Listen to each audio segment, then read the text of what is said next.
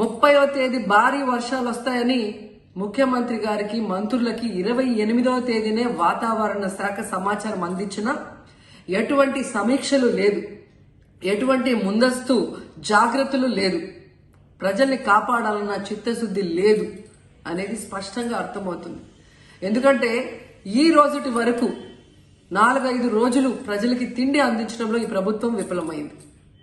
కనీసం ఇది జరిగినప్పుడు సీఎం గారు పనిచేయట్లేదు, వయసు అయిపోయింది. డిప్యూటీ సీఎం గారు, పంచాయతీరాజ్ శాఖ మంత్రి గారు కనీసం తన శాఖను అప్రమత్తం చేసి ప్రజల్ని కాపాడాల్సిన బాధ్యత ఉన్నా ఈ రోజు 5 రోజుల వరకు ఆయన అసలు విజయవాడ వైపే రాలేదు. హిస్టారికల్ ఎఫర్ట్స్ పెట్టాం అందరం. గౌరవ ముఖ్యమంత్రి గారు కూడా చాలా వ్యయ ప్రయాసాలతోటి సహాయక రెస్క్యూ ఎఫర్ట్స్ అన్ని చేపడతా ఉన్నారు. నేను నా తరపు నుంచి పంచాయతీరాజ్ డిపార్ట్మెంట్ తోటి ఎప్పటికప్పుడు సమీక్షలు చేస్తా ఉన్నాను. లాస్ట్ 2 days నుంచి ముందస్తుగా అందరూ అనుకున్నట్టుగానే ఇది వర్షం ఎక్కువైంది, కానీ వచ్చే సహజ వరద అనుకున్నా. ఆ తర్వాత రికార్డ్ బ్రేక్లో అసలు ఎవరు ఊహించిన విధంగా గత 50 ఏళ్లలో ఎప్పుడు రానంతగా వరద నీరు చేరడం, ముఖ్యంగా తెలంగాణ నుంచి అక్కడ పడ్డ వర్షాలు, అక్కడ వాగులు ఇవన్నీ వచ్చి ఫైనల్లీ కన్వర్జింగ్ పాయింట్ బుడిమే మన వైపు రావటం, దానికి మనం విపరీతంగా నష్టపోవడం. అలాగే ముఖ్యంగా విజయవాడ ఎందుకు ఇంత గురైందని చూస్తే ఇది ఇంత అవుట్లెట్ తీసుకోకపోవటం. బేసిక్గా గత ప్రభుత్వం చేసి ఉండాల్సింది పని కొంచెం దృష్టి పెట్టుండాల్సింది, వాళ్ళు పెట్టలేకపోయారు.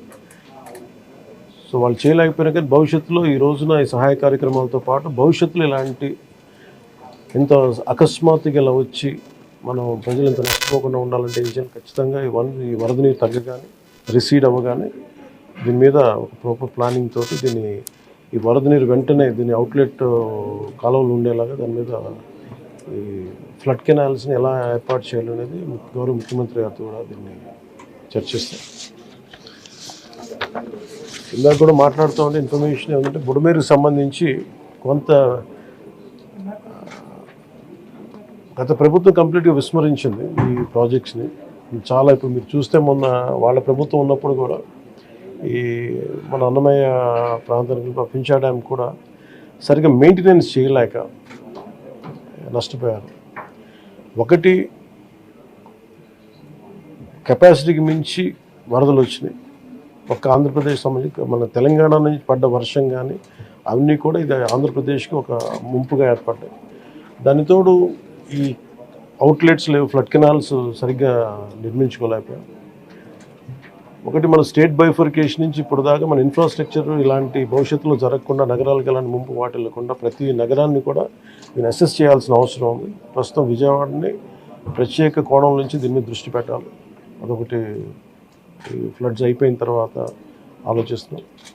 ప్రస్తుతానికి సిసోడియా గారు చెప్పడం దీన్ని disaster management head, state disaster management హెడ్గా మా దృష్టికి తీసుకొచ్చింది ఏంటంటే ప్రస్తుతం రిసీడ్ అవుతున్న నీళ్లు పెరగట్లేదు. రేపటికి ఇది మనకి ప్రకాశం బ్యారేజ్ 5 lakh క్యూసెక్స్కి 5 దాకా వచ్చేస్తుందని చెప్తా ఉన్నారు. సో మేజర్ ప్రమాదం మనం తప్పింది. అంటే చాలా అదృష్టవశాత్తు ఇది భగవంతుడి కరుణ అనుకోవాలి. ఆల్మోస్ట్ ఒక 10-12 వేల క్యూసెక్లు రీచ్ అయ్యి ఉంటే అసలు టోటల్ అసలు మనం ఊహించిన ప్రమాదం జరిగి ఉండేది. అసలు మన ఎవరో కూడా అన్కంట్రోలబుల్గా జరిగి ఉండేది. ఒకటి ఇది మేజర్గా చెప్పాలంటే ప్రకృతి విపత్తు. ఇంకొంచెం తక్కువ స్థాయిలో మనం డ్యామేజ్ అయ్యిండేది ఒకటి బుడమేరు కనుక గత ప్రభుత్వం సరిగ్గా మెయింటైన్ చేసి ఉంటాయి. ఎందుకంటే వాళ్ళు అన్నీ చిన్న ఇరిగేషన్ ప్రాజెక్ట్స్ కూడా సరిగ్గా కనీసం వాళ్ళు ఈ లాకులు కూడా రిపేర్ చేయలేకపోయిన పరిస్థితులు ఉన్నాయి వాళ్ళకి. సో ఇప్పుడు వాళ్ళని తిట్టి కూడా ప్రయోజనం లేదు. ఎందుకంటే ఇది ముందు మనం ప్రస్తుతం మా చేతిలో ఉన్నది ప్రభుత్వం ఏమన్నా మేము ఏం చేయాలని ఆలోచిస్తామో ఉన్నంతలో మొత్తం కూర్చోబెట్టి దాదాపు ఇండియన్ ఎయిర్ ఫోర్స్ నుంచి, నేవీ నుంచి, హెలికాప్టర్స్ ద్వారా, అలాగే డ్రోన్స్ ద్వారా ఫుడ్ సప్లై అన్నీ చేస్తూ ఉన్నాం. అలాగే సహాయ కార్యక్రమాలు ముందుకు తీసుకెళ్తా ఉన్నాం. అలాగే పిఆర్ పంచాయతీరాజ్ నుంచి కూడా దాదాపు 242 టీమ్స్ని ఈ రోజున 262 టీమ్స్ని ఏర్పాటు చేయడం జరిగింది. ఇది వరద ఎఫెక్ట్ కాని జిల్లాల నుంచి ఈ ప్రత్యేకించి మన ప్రిన్సిపల్ సెక్రటరీ గారి ఆధ్వర్యంలో ఇది ముందుకు తీసుకెళ్తా ఉన్నాం.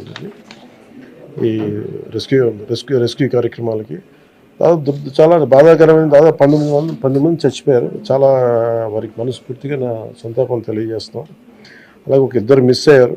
ఒక పశువులు దాదాపు 136, అలాగే దాదాపు 1,72,000 హెక్టార్లు పంట నష్టం జరిగింది. అది ఉద్యాన పంటలు కానీ లేదంటే మామూలు మన ప్యాడీ కానీ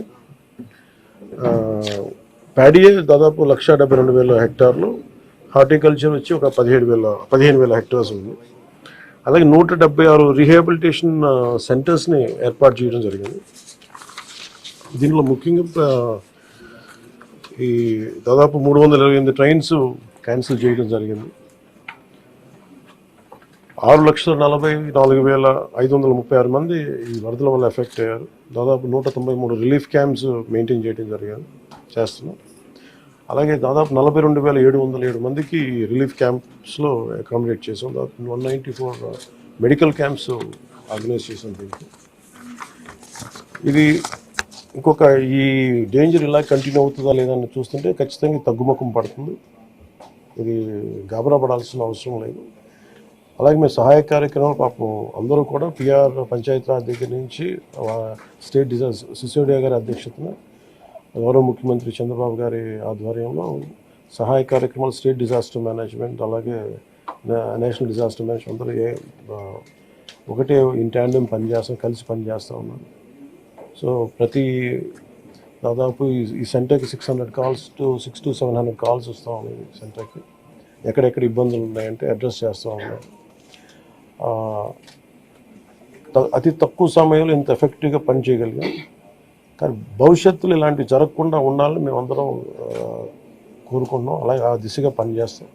ఇది ఒక రోజుతో కాకుండా ఇది రాత్రంతా పాపం సిసోడియా గారు కానీ అందరు కానీ ప్రతి పంచాయతీరాజ్ కానీ అందరూ ఈ డిజాస్టర్ మేనేజ్ ప్రతి ఒక్కరి కాల్ సెంటర్స్లో ఉన్నవాళ్ళు మొత్తం అందరూ రాష్ట్ర యంత్రాంగం మొత్తం ఆల్మోస్ట్ ప్రతి ఒక చిన్నపాటి ఏరియా కూడా ఒక ఐఏఎస్ ఆఫీసర్ని పెట్టి సహాయ కార్యక్రమాలని ముందుకు తీసుకెళ్తా ఉన్నాం. అలాగే సిసోడియా గారు కూడా ఆయన అహిర్నిస్లో లాస్ట్ ఒక 72 గంటలుగా ఆయనకి నిద్ర కూడా లేకుండా ఇక్కడే కూర్చొని మొత్తం అహిర్నిస్లు అందరూ అప్రమత్తంగా దీన్ని పర్యవేక్షిస్తాం. ఇప్పుడు దీన్ని అనలైజ్ చేసి ఇప్పుడు ఎవరి తప్పు వీటన్నిటికంటే కూడా మేము అంటే మా ముందున్నది మేము ఎంతో సహాయ కార్యక్రమాల్లో పాల్గొనగలం. అలాగే నేను ఈ సమావేశం తరఫున ప్రైవేట్ వ్యక్తులు కూడా మన పత్రికా ప్రకటన ద్వారా నేను మిమ్మల్ని అప్పీల్ చేశాను. ఈ రోజున మొత్తం రాష్ట్ర హితవు కోరుకున్న ప్రతి ఒక్కరూ 3 పార్టీల వ్యక్తులు, మద్దతుదారులు అందరూ కూడా మనందరం ఇలాంటి ప్రకృతి విపత్తులు వచ్చినప్పుడు అందరం కలిసి మనం ముందుకు తీసుకెళ్ళాలి.